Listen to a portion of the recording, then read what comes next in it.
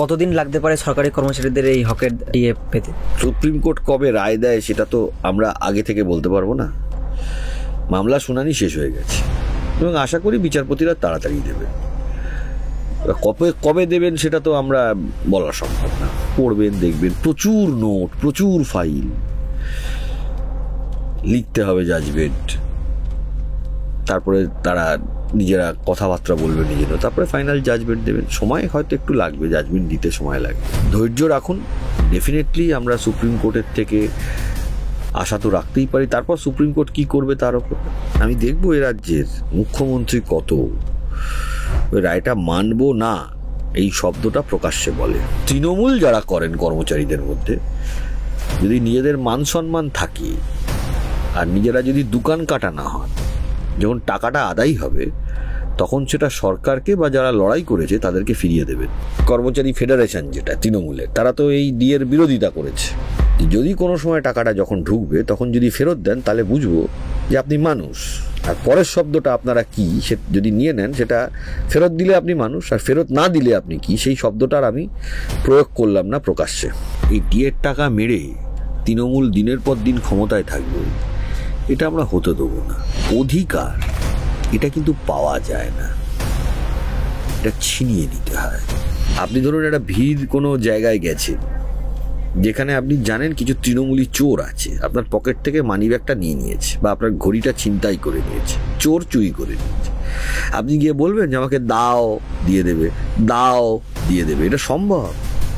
তো যে আপনার থেকে ঘড়িটা বা মানি ব্যাগটা ছিনিয়ে নিয়েছে তার থেকে কিন্তু ছিনিয়েই নিতে হবে। তাকে আপনি ওই ভদ্র ভাষায় বলে হবে না।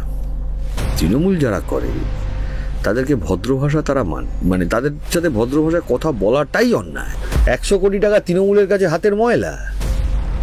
যে ডক্টরেট নয় সে যদি নামের পাশে ডক্টরেট লিখে ভোট চাইতে বেরোয়, তাহলে সেই রাজ্যের বা দেশের কি ধরনের উন্নতিটা হবে আর কি হবে? এই যে মমতা ব্যানার্জি লন্ডনে বেড়াতে যাচ্ছে, তো কর্মচারীদের টাকা। এই যে ভাইপো বড় বড় BMW মার্সিডিজ করে ঘুরে বেড়াচ্ছে, কর্মচারীর টাকা। সেটাকে আদায় কিভাবে করতে হবে সেটা আমরা দেখিয়ে দেব। মানুষ যদি জেগে ওঠে তাহলে মমতা বন্দ্যোপাধ্যায় ওই নবান্নে বসতে পারবেন না। দুটোরই প্লাস মাইনাস আছে।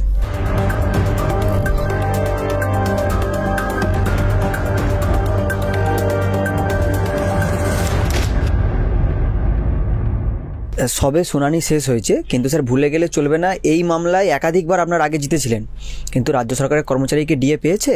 অতএব স্যার এই শুনানির পরবর্তীতে আপনারা বা সরকারি কর্মচারীরা কি চূড়ান্ত স্বস্তি পাচ্ছেন? আদালতের কাছে আমরা শুনানির জন্য প্রেয়ার করতে পারি, আদালতের কাছে আমরা চাইতে পারি। আদালত মামলাটা 2025 সালে, আপনারা দেখে থাকবেন 2025 সালে পূর্ণাঙ্গ শুনানি করে শেষ করে দিয়েছে। আমরা এটা চাইছিলাম। আদালত কি রায় দেবে সেটা আগে থেকে বলা সম্ভব না, কারোর পক্ষে সম্ভব না। আমরা ট্রাইব্যুনাল থেকে হাইকোর্টে জিতেছি, এবার সুপ্রিম কোর্টের রায়ের অপেক্ষায় আছি। এটুকু আপনাদের বলতে পারি যে আমরা আমাদের লড়াইটা ফুল ফ্লেজেড করেছি। বাকিটা দেখুন, আদালত সুপ্রিম কোর্ট যেটা বলবে সেটা তো সারা ভারতবর্ষের জন্যই প্রযোজ্য। একমাত্র তৃণমূল সরকার, তারাই আদালতের রায় মানে না, কিন্তু আদালতের রায় সবাই মানে। শুনানি ভালো হয়েছে। বাংলার কর্মচারীরা দীর্ঘদিন ধরে বঞ্চিত। 2010 সাল পর্যন্ত তারা ডিএ পেয়েছে, এটা অ্যাডমিটেড ফ্যাক্ট। একটু দেরি করে হলেও পেয়েছে। এখনকার সরকার তারা ডিএ দেবে না, সেই পয়সায় তারা ভোট বিক্রি করবে। কিছু কিছু এমন ঘটনা আসে জানেন। আজকে আমি চেম্বার করতে গিয়ে আমার কাছে একজন শিক্ষক এসেছিলেন, আমি নাম বলবো না। তিনি বলছেন একটা স্কুলে 6 জন টিচার, 5 জন বাচ্চা। ভাবতে পারছেন, একটা 75 বছরের স্বাধীন হওয়া দেশ বাংলা, আপনার প্রায় এক সময় সারা পৃথিবী ডমিনেট করতো। যারা যারা বাংলা থেকে বড় বড় ইন্টেলেকচুয়াল বলুন, এই এখনকার ইন্টেলেকচুয়ালগুলো না, এগুলো হলো তেল দেওয়া ইন্টেলেকচুয়াল। এই যে বুদ্ধিজীবীগুলো আছে, এগুলোকে আমি ধর্তব্য করি। দেখুন রবীন্দ্রনাথ, তারপরে আপনার সত্যজিৎ রায়, খেলাধুলোয় ধরুন গোষ্ঠপাল, পঙ্কজ রায়, মানুষ তখন ভুলে গেছে ক্রিকেটে, সৌরভ গাঙ্গুলিকে অনেকে চেনে। বাংলা কিন্তু প্রতিটা ফিল্ডে, সত্যেন বোস সায়েন্সে, প্রতিটা ফিল্ডে কিন্তু বাঙালিরা একটা সময় সারা বিশ্বের টপ জায়গাতে ছিল। 11 সাল থেকে আর এই 25 সাল অবধি এত ডিগ্রেডেশন, প্রতিটা জায়গায় ডিগ্রেডেশন। ভাবা যায় না নিজের ক্ষমতা এবং গদি ধরে রাখার জন্য মমতা ব্যানার্জির সরকার যা খুশি করতে পারে।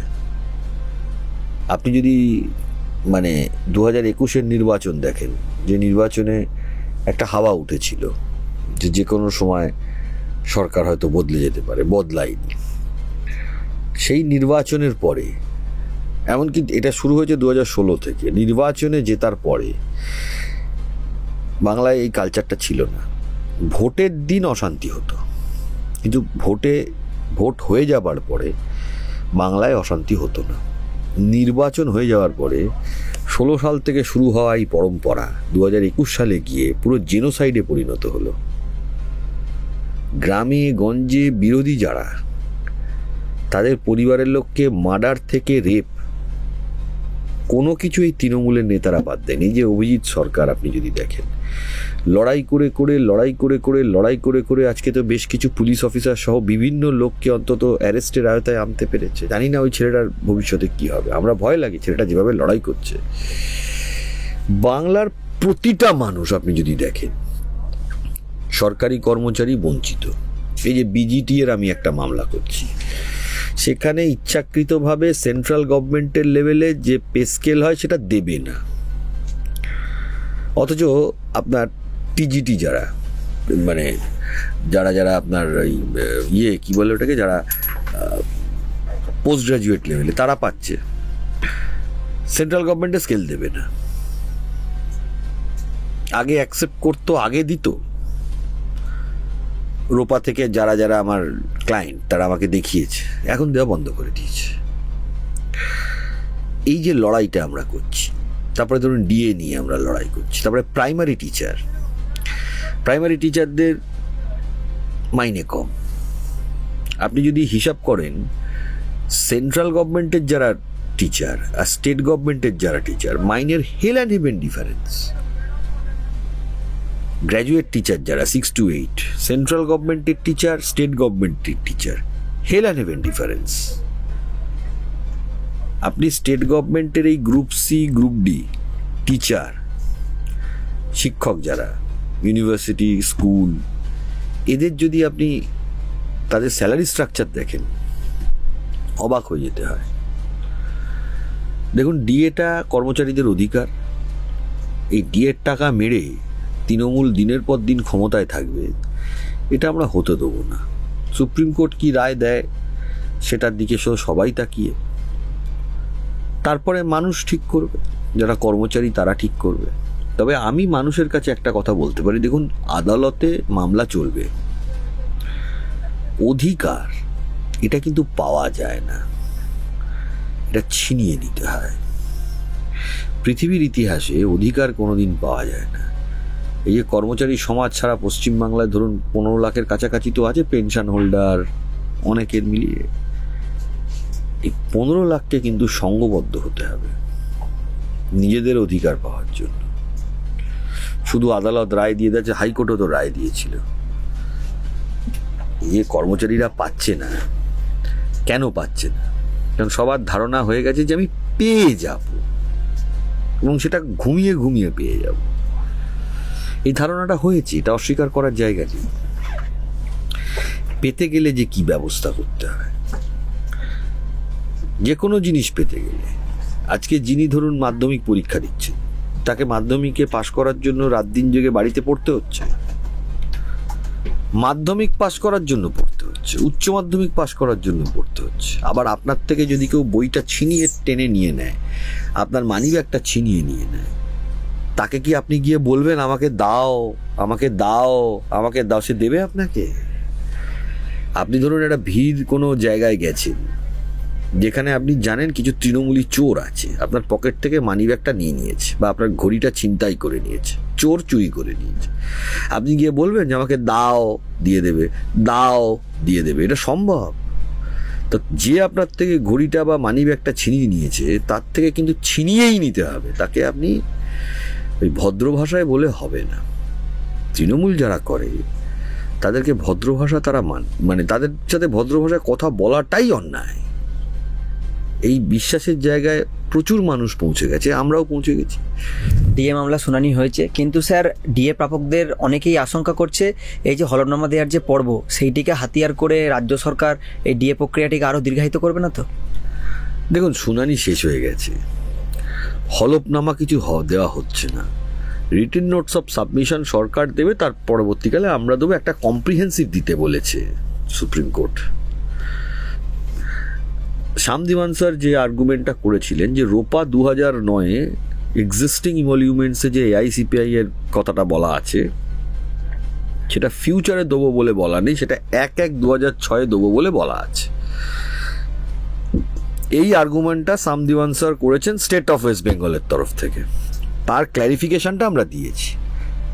শ্যাম দিওয়ান স্যার আরেকটা কথাও বলেছেন যে ক্ল্যারিফিকেটরি মেমোরান্ডাম ইজ মাই রাইট, মানে এমপ্লয়িজদের রাইট। আমরা বলছি না,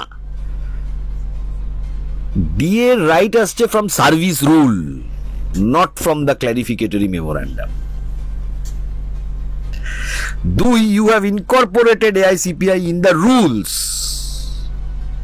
On 1/1/2006 DA was not required. DA দরকার ছিল না, কারণ 1/1/2006-এ ডিএটা স্যালারির মধ্যে ঢুকে গেল, এক্সিস্টিং ইমলিউমেন্টসে ঢুকে গেল। সেখানে 1/1/2006-এ সেন্ট্রাল গভর্নমেন্টের ডিএটাও 0%, স্টেট গভর্নমেন্টের ডিএটাও 0%।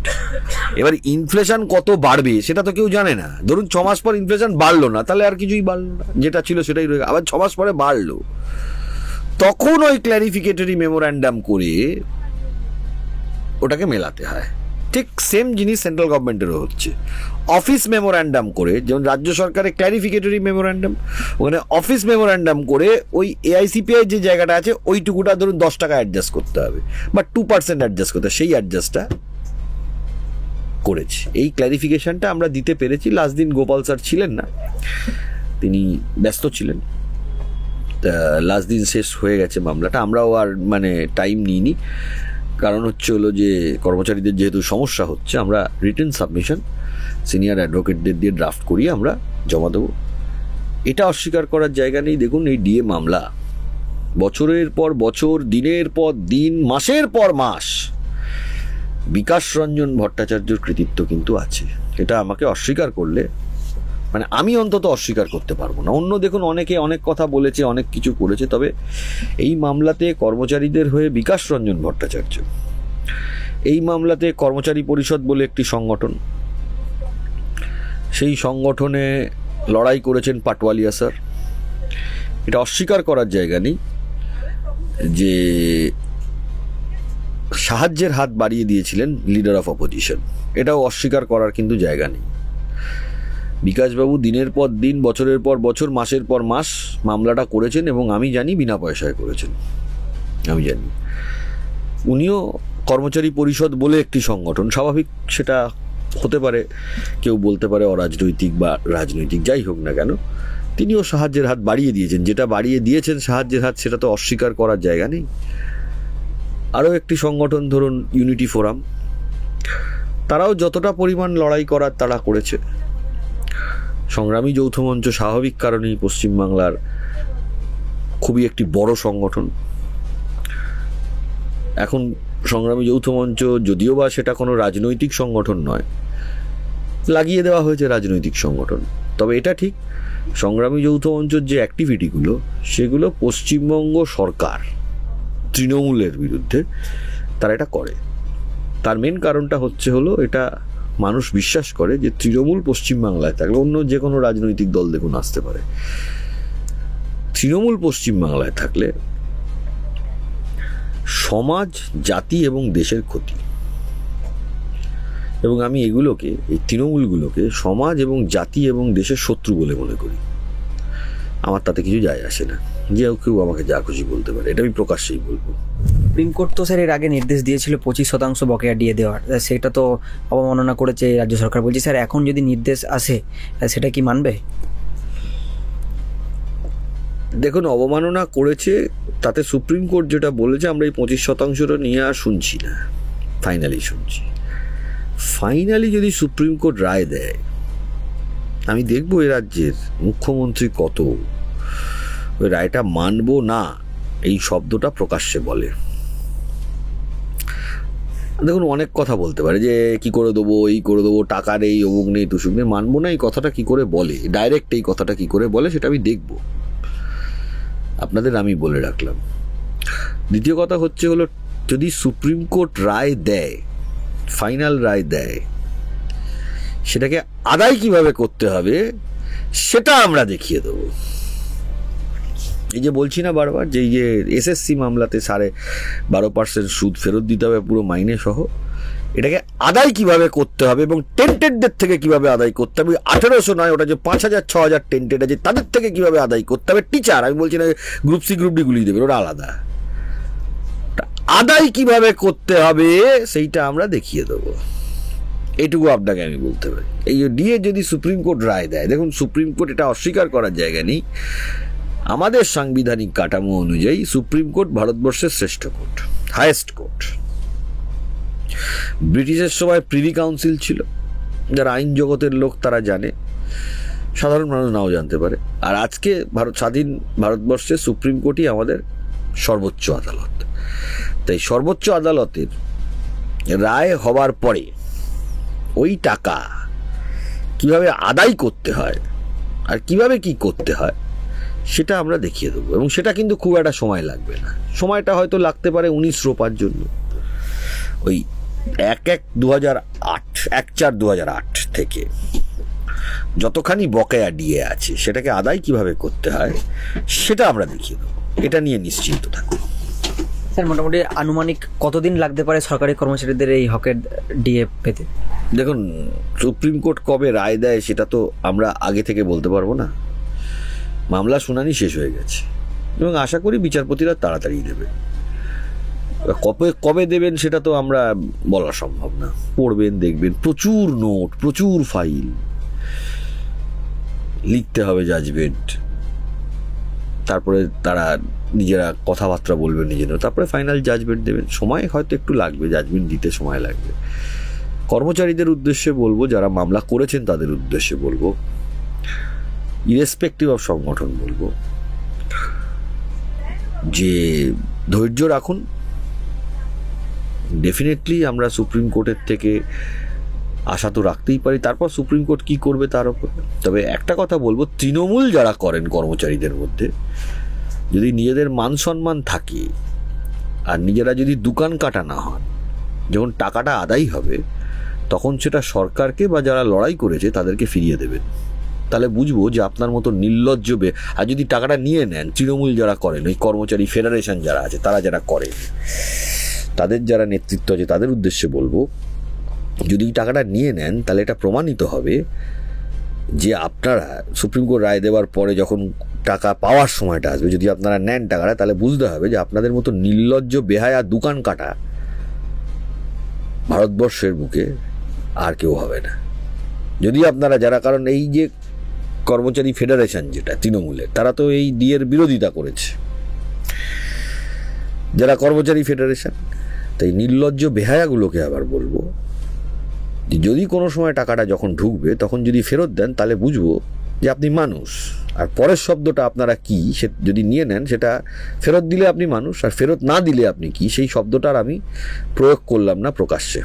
এই যে এতদিনের এত সংখ্যক সরকারি কর্মচারী এবং পেনশন প্রাপক যারা ছিলেন তাদের ওপর যে লাঞ্ছনা এবং বঞ্চনা, বলছি স্যার, এর প্রভাব কি 26 নির্বাচনে পড়বে? দেখুন, এই মামলাটা তো অন্তত সংগ্রামী যৌথ মঞ্চের আমি আইনজীবী হিসেবে বলতে পারি, নির্বাচন কেন্দ্রিক এটা কোনো মামলা নয়। এটা বঞ্চনা থেকে লড়াই করার মামলা। তবে এই মামলাটার সাথে অধিকারেরও প্রশ্ন আছে, সম্মানের প্রশ্ন আছে। আর তৃতীয় জিনিস যেটা এই মামলাটার সাথে জুড়ে আছে সেইটা হলো যে এই মামলাটা লড়াইটা এই জন্য করতে হবে বা করেছেন কর্মচারীরা, তাদের অধিকারটা যাতে প্রতিষ্ঠা হয়। এই মামলাটা লড়াই করেছে কর্মচারীরা কারণ পশ্চিম বাংলায় হকের জিনিসের চুরি হওয়ার একটা অংশ যাতে বাঁচে। এই যে ক্লাবগুলো টাকা পাচ্ছে, এ তো কর্মচারীদের টাকা। এই যে মমতা ব্যানার্জি লন্ডনে বেড়াতে যাচ্ছে, তো কর্মচারীদের টাকা। এই যে ভাইপো বড় বড় BMW মার্সিডিস করে ঘুরে বেড়াচ্ছে, কর্মচারীর টাকা। আপনার আমার করের টাকা, এটা মেরে এইটা অধিকারটা প্রতিষ্ঠিত হবে এবং চুরির টাকাটা আটকাবে, আমি এটা বলছি না। একটা অংশ 45,000 40,000 কোটি টাকা তো কারুর পকেটে ঢুকে যাবে। তৃণমূলের যেগুলো আসে, এই যে কোনো এক আপনার নায়ক মুখপত্র যেটা আছে তার নামে 100 কোটি টাকার কেস করেছে, ওই নায়ক জানে না এই তৃণমূলগুলোর এগেনস্টে 100 কোটি টাকা হওয়া কেস হয়, ওটা হাতের ময়লা। 100 কোটি টাকা তৃণমূলের কাছে হাতের ময়লা। কাউন্সিলরের বাড়িতে যারা থাকে তাদের কাছে অত টাকার মালিক হয়। কুণাল ঘোষের কাছে মিনিমাম 50,000 কোটি টাকা বলতে একটা কথা ছিল, 100 কোটি টাকার মামলা করেছে শুনেছি। আমি জানি না, আমি তো আর মামলার কাগজ হাতে দেখিনি, তাই আমি বলছি আর কি। তৃণমূলের কাছে টাকা কোনো ব্যাপার না। যে পরিমাণ, শুনুন, একটা মানুষের কিছু হলেও মেরুদণ্ড থাকে। আমি কোনো রাজনৈতিক কথা বলছি না। আপনি এখন ক্যামেরাটা নিয়ে আপনি বুদ্ধবাবুর বাড়িতে যান, তিনি মারা গেছেন, তার স্ত্রীকে দেখে আসুন।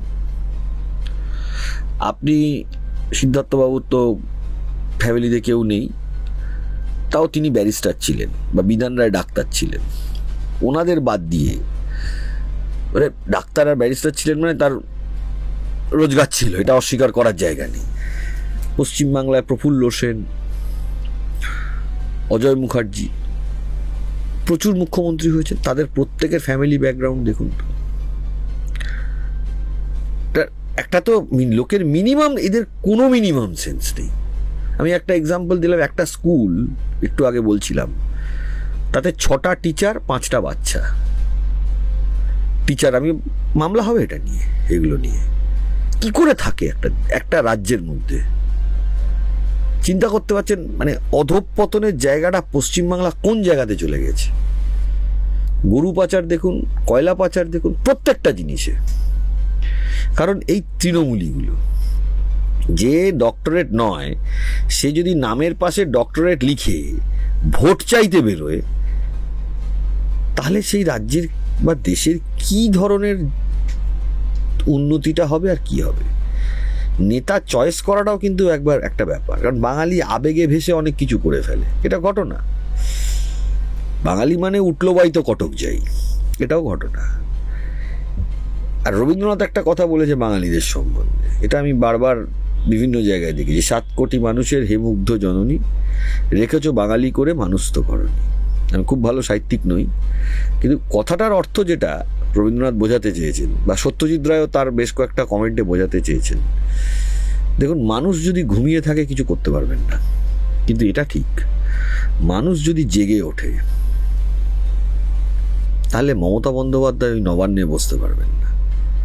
দুটোরই প্লাস মাইনাস আছে।